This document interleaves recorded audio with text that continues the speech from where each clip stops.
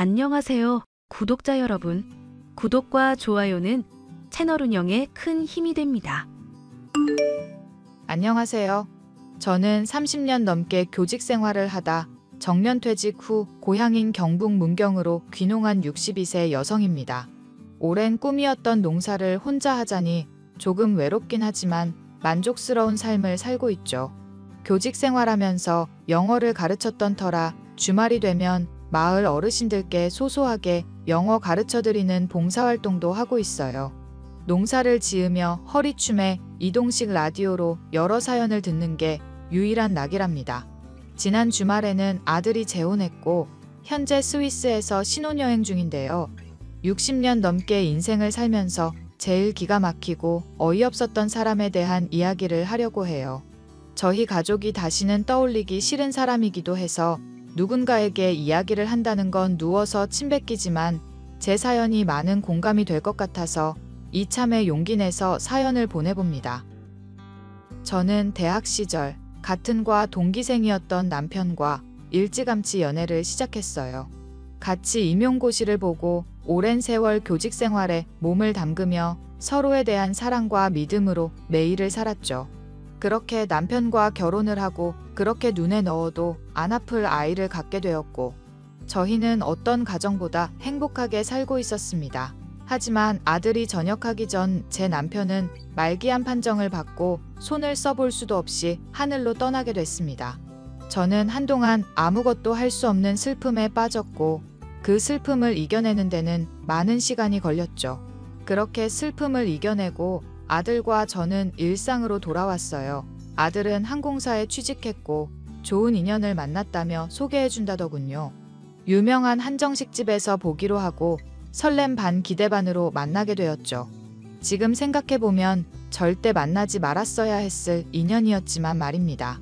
첫 며느리 다나하고 단정한 겉모습에 속아 화기애애한 분위기로 상견례를 마무리 지었고 다음날 아들과 통화를 했어요. 엄마, 나야. 이제 근무 끝나고 연락하네. 그러게, 다음에 와도 된다니까. 너 피곤하잖아. 아니야, 그 사람 일정도 맞추고 어제가 차라리 나았어.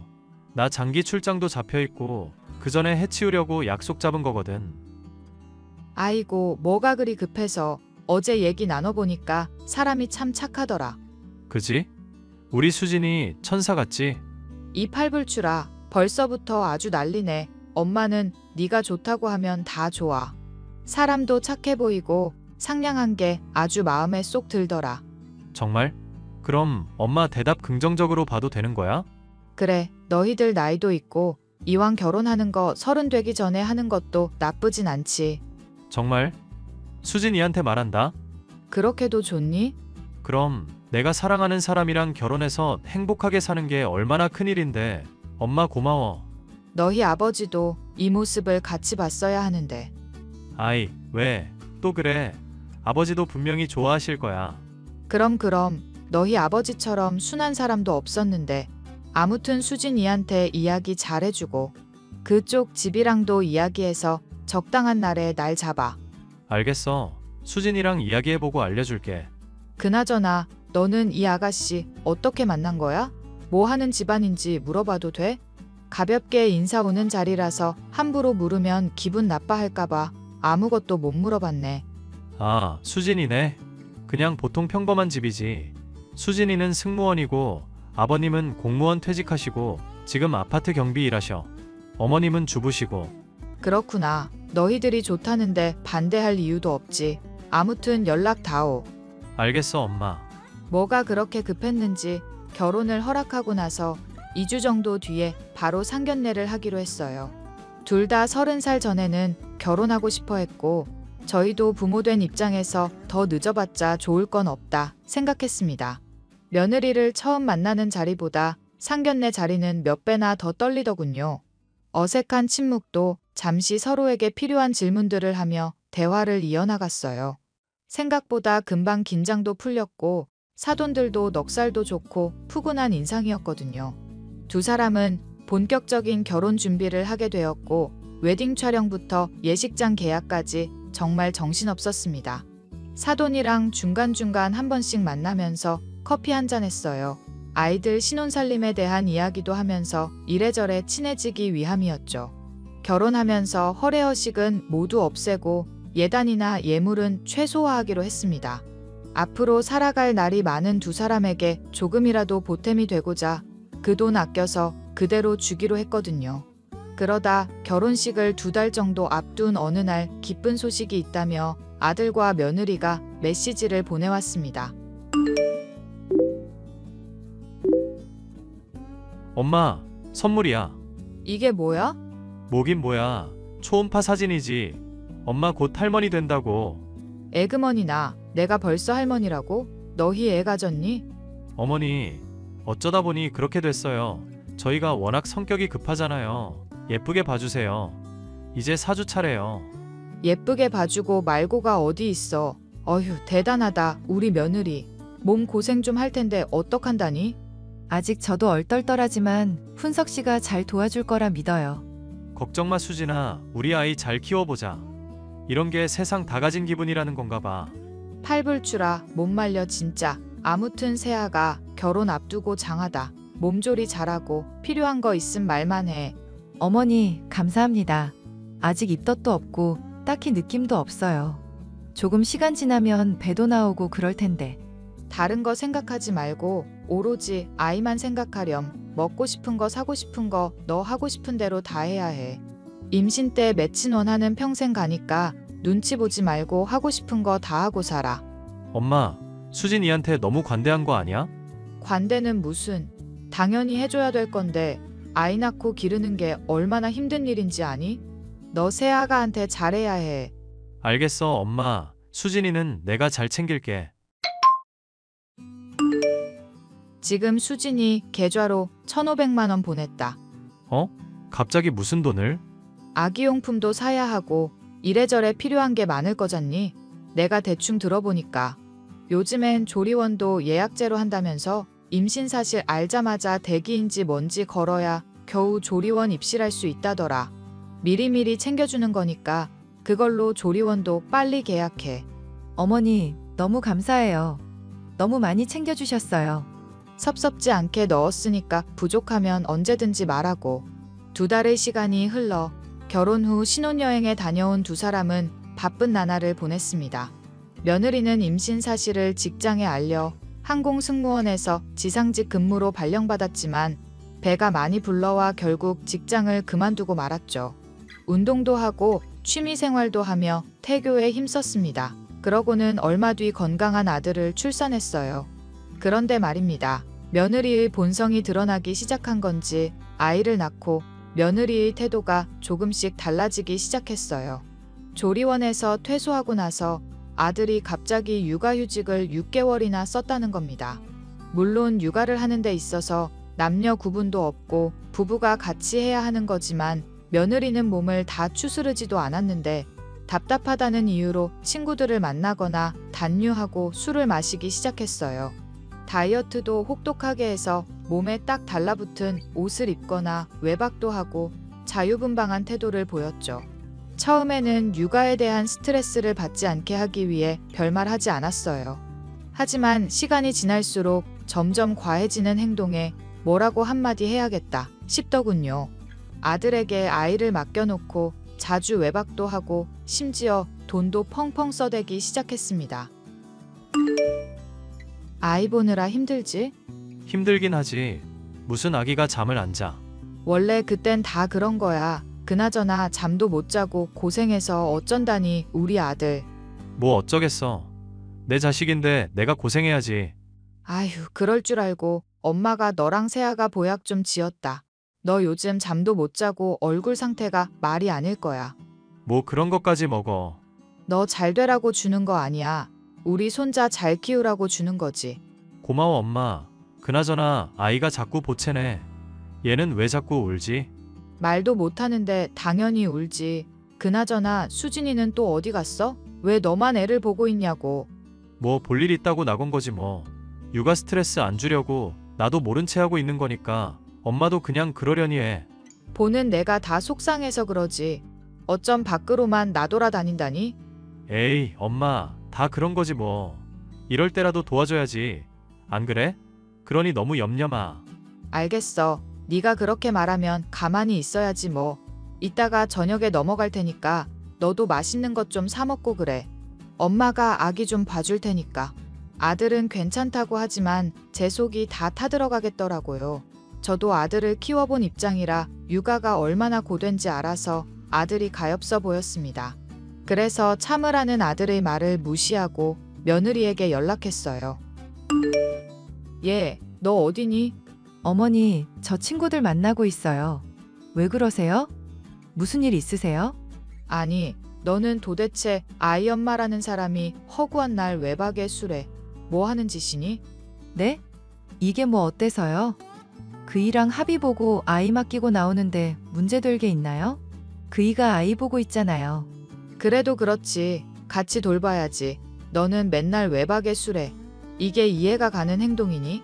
어머니, 혹시 꼰대짓 하려고 하시는 거 아니죠? 제가 일부러 밖에 나오는 줄 아세요? 아이 가지고 호르몬도 왔다 갔다 하고 제 의지와는 다르게 기분도 오락가락해. 집에 있으면 우울증 걸릴 것 같은데 이렇게라도 해야지. 어쩌겠어요? 너 말이면 다인 줄 아니? 내가 꼰대처럼 보일진 모르겠는데 네가 낳은 아이야. 그럼 정성을 보여야지. 왜 훈석이한테만 짐을 지게 하니? 아, 어머니 그만 좀 하세요. 지나치게 간섭하시는 것도 스트레스 불러오거든요. 뭐라고? 그만 좀 하시라고요. 그이랑 이야기하고 나오는 건데 왜 어머니가 뭐라고 하세요?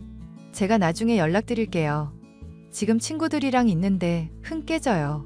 그런 줄 알고 있을게요. 뭐? 예, 세아가. 며느리는 일방적으로 저와의 대화를 차단했고 속에서 열불이 났지만 정말 스트레스 받으면 어쩌나 하고 가만히 있을 수밖에 없었어요.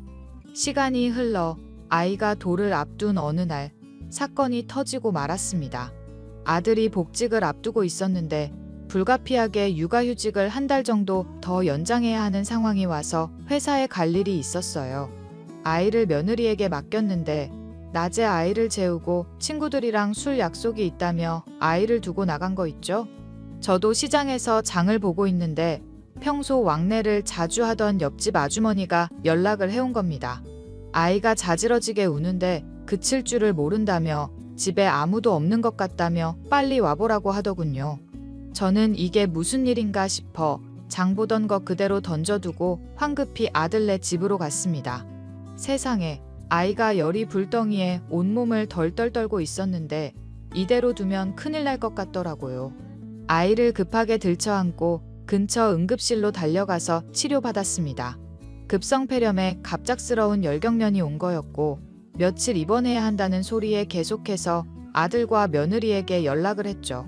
그러고는 한참 뒤 저녁 늦게 아들에게 연락이 왔는데 휴대폰이 고장나 이제 겨우 고쳤다며 무슨 일이냐길래 자초지종을 설명했습니다. 그리고 며느리는 여전히 연락 두절이었고요. 급한 대로 아들이 병원에 입원짐을 싸서 왔습니다. 아침이 되어서야 며느리가 연락이 닿았는데 전화를 받았더니 술 취한 목소리더라고요. 얘 세아가 내가 얼마나 전화를 했는데 왜 이렇게 연락이 안 되는 거니? 왜 연락하셨는데요? 저 친구들 만나러 나왔었죠.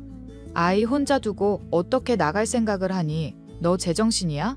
아, 그이가 6시면 온다고 해서 아이 낮잠 자고 일어나면 그 시간이니까 다 준비해놓고 간 거죠. 뭐가 잘못됐어요? 잘못돼도 한참 잘못됐지. 아이를 두고 집을 비우는 엄마가 어디 있어? 옆집 아줌마 아니었으면 정말 큰일 날 뻔했다. 왜요? 아이가 열이 펄펄 끓고 경련까지 하고 내가 응급실 데려갔기에 망정이지. 지금 훈석이가 애 데리고 입원해 있다. 네? 입원이요? 아무렇지도 않았는데? 아무렇지 않긴. 애가 급성폐렴에 열이 그렇게 있는데 어휴 내가 그때만 생각하면. 죄송해요. 괜찮아서 아픈 줄 몰랐어요. 그나저나 어머니, 얼마 뒤면 우리 집 장손 돌인데 선물은 큰 걸로 준비하셨죠? 아 그러고 보니 벌써 시간이 그렇게 지났네. 돌잔치는 할 거니? 그럼요, 해야죠. 근데 코로나 때문에 아직은 고민 중이고요. 어머니 선물은 뭐 주실 거예요? 글쎄다. 보통은 금반지나 목걸이 해주던데 따로 원하는 게 있니? 더도 말고 덜도 말고 딱 5천만 해주세요. 그 정도 못 해주면 우리 장손 못 볼 줄 알아요. 뭐라고? 지금 말 다 했니? 네, 다 했는데요. 아무튼 그렇게 알고 있을게요. 그 돈으로 아이 보약도 지어 먹이고 좋은 거 사 입히고 그래야죠. 요즘 사람들 아이 낳는 거 기피하는 거 아시죠? 하, 어이가 없구나. 일단 알겠다. 아이 퇴원하면 다시 이야기해. 그렇게 꼬박 일주일 내내 병원에 입원해 있다가 손주가 퇴원했는데 아들의 표정이 심상치 않았습니다. 아이가 아파서 속이 상해서 그런가 싶었는데 퇴원하고 저를 붙잡아 이야기하는데 충격적이더라고요. 글쎄 입원하고 피검사도 하고 여러 가지 검사를 했는데 그동안 알고 있던 손주의 혈액형이 자기가 알고 있는 혈액형이 아니라는 겁니다. 뭐 잘못 알고 있을 수 있으니까 재차 확인해 본 거냐 했는데 이게 무슨 의미인지 모르냐며 갑자기 눈물을 흘리는 거예요. 알고 보니 아들이랑 며느리의 혈액형은 둘 다 AB형인데 아이의 혈액형은 O형이었던 겁니다. 둘 사이에서 절대 나올 수 없는 혈액형이었던 거죠. 그래선 안 되지만 며느리가 자주 외박하고 술도 마시고 처음과 다른 행동에 의구심이 들더군요. 설마 하는 마음에 아이의 머리카락과 아들의 머리카락을 뽑아 유전자 검사를 의뢰했습니다. 그러던 와중에 옆집 여자한테 연락이 왔는데 기막힌 이야기도 들었어요. 아들이 밤샘 근무나 출장으로 집을 비울 때 웬 남자가 집에 드나들었다는 겁니다.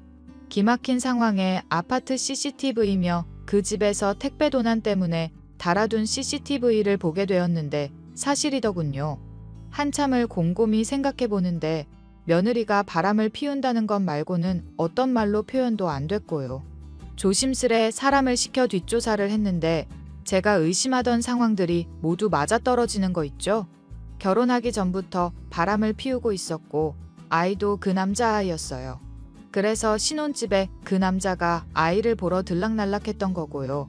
저는 이 기막힌 상황에 도저히 가만히 있을 수 없어 아들 부부에게 연락했습니다.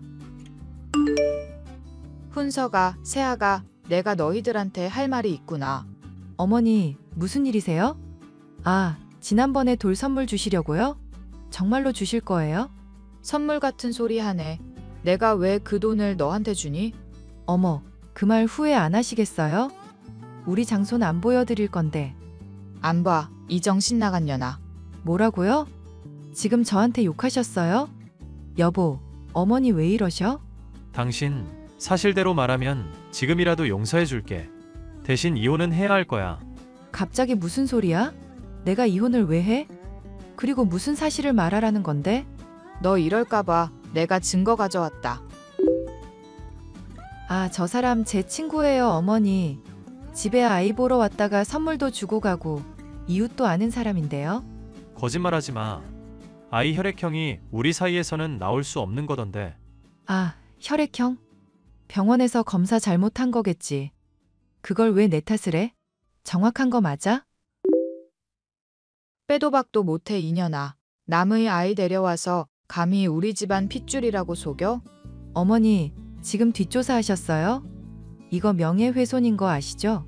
당신 그만해. 이미 다 드러난 사실인데 엄마한테 그딴 식으로 말하지 마.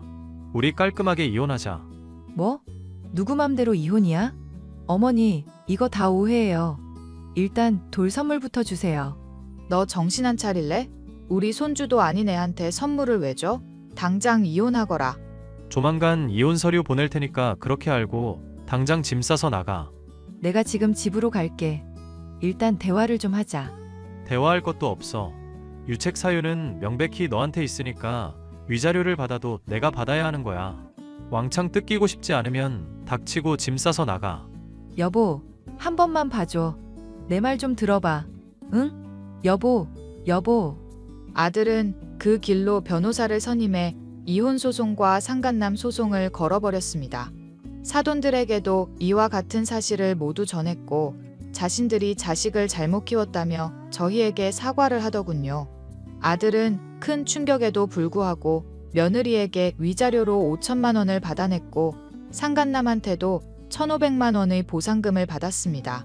끝까지 자신은 억울하다던 며느리는 사돈들에게 붙잡혀 친정으로 돌아갔고 손주였던 그 아이는 상가님이 데리고 갔어요. 끈질기게 저희한테 연락을 해왔지만 사돈어른이 다시는 연락하는 일 없을 거라며 평생 속죄하며 살겠다고 하고는 그 뒤로는 찾아오지도 연락을 하지도 않더라고요. 아들은 마음의 상처를 입은 상태로 회사에 복직했고 한동안 술만 마시며 힘들어했습니다.